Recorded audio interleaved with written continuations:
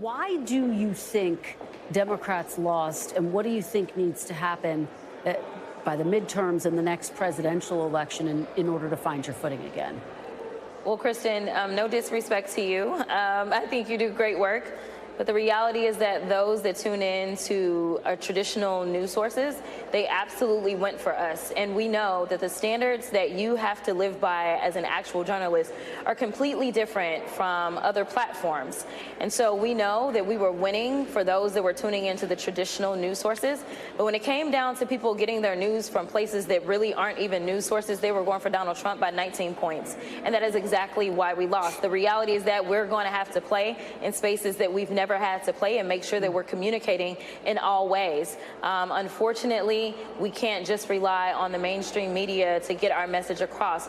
The reality is that when we look at our policies are solid and strong. We know that every time there was a ballot measure across the country, for the most part, we were winning on our policies. But what we failed to do is communicate in real time, number one, the lies that were coming before the American people, and number two, the accomplishments in which we were making with this administration.